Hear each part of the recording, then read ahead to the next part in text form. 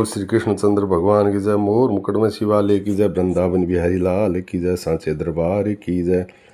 राधा रानी मैया की जय। मद भागवत गीता की जय। ओम षष्ठोऽध्याय। श्री भगवान वाच। भगवान बोले, जो पुरुष कर्म फल का आश्रय न लेकर करने योग्य कर्म करता है वह सन्यासी तथा योगी है। केवल अग्नि का त्याग करने वाले सन्यासी नहीं तथा केवल क्रियाओं का त्याग करने वाला योगी नहीं। हे अर्जुन, जिसका सन्यास ऐसा कहते हैं उसी को तू योग जान, क्योंकि संकल्पों का त्याग न करने वाला कोई भी पुरुष योगी नहीं होता। योग में आरूढ़ होने की इच्छा वाले मननशील पुरुष के लिए योग की प्राप्ति में निष्काम भाव से कर्म करना ही हेतु कहा जाता है, और योगारूढ़ हो जाने पर उस योगारूढ़ पुरुष का जो सर्व संकल्पों का अभाव है वही कल्याण में हेतु कहा जाता है। जिस काल में न तो इंद्रियों के भोग में और न कर्मों में ही आसक्त होता है उस काल में सर्व संकल्पों का त्यागी पुरुष योगारूढ़ कहा जाता है। अपने द्वारा अपना ही संसार समुद्र से उद्धार करें और अपने को अधोगति में न डालें, क्योंकि यह मनुष्य आप ही तो अपना मित्र है और आप ही अपना शत्रु है। जिस जीवात्मा द्वारा मनन और इंद्रियों सहित शरीर जीता हुआ उस जीवात्मा तो वह आप ही मित्र है, और जिसके द्वारा मन तथा इंद्रियों सहित शरीर नहीं जीता गया उसके लिए वह आप ही शत्रु के सदृश शत्रुता में बरतता है। सर्दी गर्मी सुख दुख आदि में तथा मान और अपमान में जिसके अंतःकरण की वृत्तियां भली भांति शांत है, ऐसे स्वाधीन आत्मा वाले पुरुष के ज्ञान में सच्चिदानंद घन परमात्मा सम्यक प्रकार से स्थित है, अर्थात उसके ज्ञान में परमात्मा के सिवाय अन्य कुछ ही नहीं। जिसका अंतःकरण ज्ञान विज्ञान से तृप्त है, जिनकी स्थिति विकार रहित है, जिसकी इंद्रियां भली भांति जीती हुई है और जिसके लिए मिट्टी पत्थर और श्रवण समान है, वह योगी युक्त अर्थात भगवत प्राप्त है, ऐसा कहा जाता है। सहृदय मित्र बैरी उदासीन मध्यस्थ द्वेष और बंधु गुणों में धर्मात्माओं में और पापियों में भी समभाव रखने वाला अत्यंत श्रेष्ठ है। मन और इंद्रियों सहित शरीर को बस में रखने वाला आशा रहित और संग्रह रहित योगी अकेला ही एकांत स्थान में स्थित होकर आत्मा को निरंतर परमात्मा में लगावे। शुद्ध भूमि में जिसके ऊपर क्रमशः कुशा मृगछाला और वस्त्र बिछे है, जो न बहुत ऊंचा हो न बहुत नीचा हो, ऐसे अपने आसन को स्थिर स्थापन करके उस आसन पर बैठकर चित्त और इंद्रियों की क्रियाओं को बस में रखते हुए मन को एकाग्र करके अंतःकरण की शुद्धि के लिए योग का अभ्यास करें। काया सिर और गले को समान एवं अचल धारण करके और स्थिर होकर अपने नासिका के अग्रभाग दृष्टि जमाकर अन्य दिशाओं को न देखता हुआ भी ब्रह्मचारी के व्रत में स्थित भय रहित तथा भली भांति शांत अंतःकरण वाला सावधान योगी मन को रोककर मुझ में चित्त वाला और मेरे परायण होकर स्थित होवें। बस में किए हुए मन वाला योगी इस प्रकार आत्मा को निरंतर मुझ परमेश्वर के स्वरूप में लगाता हुआ मुझ में रहने वाली परमानंद की पराकाष्ठा रूप शांति को प्राप्त होता है। हे अर्जुन, यह योग न तो बहुत खाने वाले का, न बिल्कुल खाने वाले का, न बहुत सहन करने का स्वभाव वाले का और न सदा जागने वाले का ही सिद्ध होता है। दुखों का नाश करने वाला योग तो यथा योग्य आहार विहार करने वालों का, कर्मों में यथा योग्य चेष्टा करने वालों का और यथा योग सोने तथा जागने वालों का ही सिद्ध होता है। अत्यंत बस में किया हुआ चित्त जिस काल में परमात्मा में ही भली भांति स्थित हो जाता है, उस काल में संपूर्ण भोगों से स्प्रिया रहित पुरुष योग युक्त है, ऐसा कहा जाता है। जिस प्रकार वायु रहित स्थान में स्थित दीपक चलायमान नहीं होता, वैसे ही उपमा परमात्मा के ध्यान में लगे हुए योगी के जीते हुए चित्त की कही गई है। योग के अभ्यास से निरुद्ध चित्त जिस अवस्था में उपराम हो जाता है और जिस अवस्था में परमात्मा के ध्यान से शुद्धि हुई सूक्ष्म बुद्धि द्वारा परमात्मा को साक्षात करता हुआ सच्चिदानंद घन परमात्मा में ही संतुष्ट रहता है।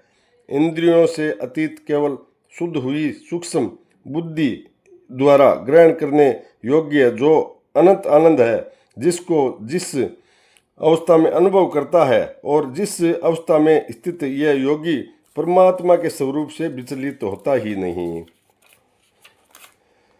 परमात्मा की प्राप्ति रूप जिस लाभ को प्राप्त होकर उसके अधिक दूसरा कुछ भी लाभ नहीं मानता और परमात्मा प्राप्ति रूप जिस अवस्था में स्थित योगी बड़े भारी दुख से भी चलायमान नहीं होता, जो दुख रूप संसार से सहयोग से रहित है तथा जिसका नाम योग है, उसको जानना चाहिए। वह योग न उकताए हुए अर्थात धैर्य और उत्साह युक्त चित्त से निश्चय पूर्वक करना कर्तव्य है।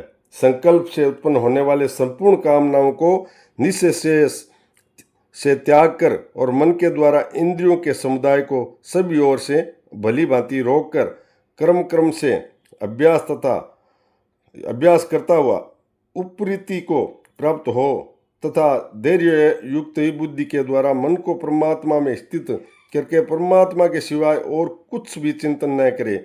यह स्थिर न रहने वाले और चंचल मन जिस शब्दादि विषय के निमित्त से संसार में विचरता है, उस विषय को रोककर यानी हटाकर इसे बार बार परमात्मा में ही निरुद्ध करें। क्योंकि जिसका मन भली भांति प्रकार शांत है, जो पाप रहित है और जिसका रजोगुण शांत हो गया है, ऐसे सच्चिदानंद घन ब्रह्म के साथ एक ही भाव हुए योगी को उत्तम आनंद प्राप्त होता है। वह पाप रहित योगी इस प्रकार निरंतर आत्मा को परमात्मा में लगाता हुआ सुखपूर्वक परब्रह्म परमात्मा की प्राप्ति रूप अत्यंत आनंद का अनुभव कराता है। सर्वव्यापी अनंत चेतन में एक ही भाव से स्थित योग से युक्त आत्म वाला तथा सब में समभाव से देखने वाला योगी आत्मा को संपूर्ण भूतों में स्थित और संपूर्ण भूतों का आत्म में कल्पित देखता है। जो पुरुष संपूर्ण भूत में उस सबके आत्म रूप मुझ वासुदेव को ही व्यापक देखता है, संपूर्ण भूतों को मुझ वासुदेव के अंतर्गत देखता है, उसके लिए मैं अदृश्य नहीं होता और वह मेरे लिए अदृश्य नहीं होता। जो पुरुष एक ही भाव में स्थित होकर संपूर्ण भूतों में आत्मा रूप से स्थित मुझ पर सच्चिदानंद घन वासुदेव को भजता है, वह योगी सब प्रकार से बढ़ता हुआ भी मुझ में ही बरतता है। हे अर्जुन, जो योगी अपनी भांति संपूर्ण भूतों में सम देखता है और सुख अथवा दुख को भी सम देखता है, वह योगी परम श्रेष्ठ माना गया है। अर्जुन वाच, अर्जुन बोले, हे मधुसूदन, जो यह योग अब आपने समभाव से कहा है, मन के चंचल होने में इसकी नित्य स्थिति नहीं देखता हूँ। क्योंकि हे कृष्ण, यह मन बड़ा चंचल है, प्रमथन स्वभाव वाला, बड़ा दृढ़ और बलवान है, इसलिए इसको बस में करना मैं वायु को रोकने के भांति अत्यंत दुष्कर मानता हूँ। भगवान बोले, हे महाबाहो, निस्संदेह मन चंचल और कठिनता से बस में होने वाला है, किंतु हे कुंती पुत्र अर्जुन, यह अभ्यास और वैराग से बस में होता है। जिसका मन बस में किया हुआ नहीं, ऐसे पुरुष द्वारा योग दुष्प्राय है और बस में किए हुए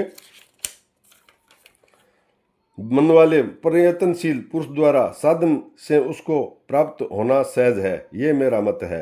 अर्जुन वाच, अर्जुन बोले, हे कृष्ण, जो योग में श्रद्धा रखने वाला है किंतु संयमी नहीं, इस कारण जिसका मन अंतकाल में योग से विचलित हो गया है, ऐसा साधक योगी सिद्धि को अर्थात भगवत साक्षात्कार को न प्राप्त होकर किस गति को प्राप्त होता है? हे महाभाव, क्या वह भगवत प्राप्ति के मार्ग में मोहित और आश्चर्य रहित पुरुष छिन छिन बादल की भांति दोनों ओर से भ्रष्ट होकर नष्ट तो नहीं हो जाता? श्री कृष्ण, मेरे इस संशय को संपूर्ण से छेदन करने के लिए आप ही योग्य हैं, क्योंकि आपके सिवाय दूसरा संशय छेदन करने वाला मिलना असंभव नहीं है। श्री भगवान बोले, हे पार्थ, इस पुरुष का न तो इस लोक में नाश होता है न परलोक में ही, क्योंकि हे प्यारे, आत्मोक द्वार के लिए अर्थात भगवत प्राप्ति के लिए कर्म करने वाला कोई भी मनुष्य दुर्गति को प्राप्त नहीं होता। योग भ्रष्ट पुरुष पुण्यवानों के लोकों को अर्थात स्वर्गादि उत्तम लोकों को प्राप्त होकर उनमें बहुत वर्षों तक निवास करके फिर शुद्ध आचरण वाले श्रीमान पुरुषों के घर में जन्म लेता है। अर्थात वैराग्यवान पुरुष उन काल में न जाकर ज्ञानवान योगियों के कुल में जन्म लेता है। परंतु इस प्रकार जो यह जन्म है सो संसार के निस्संदेह अत्यंत दुर्लभ है। वहाँ उस पहले शरीर में संग्रह किए हुए बुद्धि संयोग अर्थात समबुद्धि रूप योग के संस्कारों को अनायास ही प्राप्त होता है। और हे कुरुनंदन, उसके प्रभाव से वह फिर परमात्मा की प्राप्ति रूप सिद्धि के लिए पहले से भी बढ़कर प्रयत्न करता है। वह श्रीमानों के घर में जन्म लेने वाला योग भ्रष्ट पराधीन वह भी उस पहले के अभ्यास से ही निसंदेह भगवान की ओर से आकर्षित किया जाता है तथा समबुद्धि रूप योग का जिज्ञासु भी वेद में कहे हुए सकाम कर्मों के फल को उल्लंघन कर जाता है। परंतु प्रयत्न पूर्वक अभ्यास करने वाला योगी तो पिछले अनेक जन्मों से संस्कार बल से इसी जन्म में संसदी होकर संपूर्ण पापों से रहित होकर फिर तत्काल ही परम गति को प्राप्त हो जाता है। योगी तपस्वियों से श्रेष्ठ है और शास्त्र ज्ञानियों से भी श्रेष्ठ कहा गया है। सकाम कर्म करने वालों से भी योगी श्रेष्ठ है। इससे हे अर्जुन, तुम योगी हो। संपूर्ण योगियों में भी जो श्रद्धावान योगी मुझ में लगे हुए अंतरात्मा से मुझको निरंतर भजता है, वह योगी मुझे परम श्रेष्ठ मान्य है। बोल श्री कृष्ण चंद्र भगवान की जय। मोर मुकुटवंशी वाले की जय। वृंदावन बिहारी लाल की जय। मद्भागवत गीता की जय। श्रीमन नारायण नारायण नारायण, श्रीमन नारायण नारायण नारायण, श्रीमन नारायण नारायण नारायण, श्रीमन नारायण नारायण नारायण। ओम तत्सदिति। श्रीमद् भगवत गीता सुप्त सुब्रह्म विद्या योग शास्त्रे कृष्ण अर्जुन संवादे आत्म संयम योगो नाम षष्ठोऽध्यायः।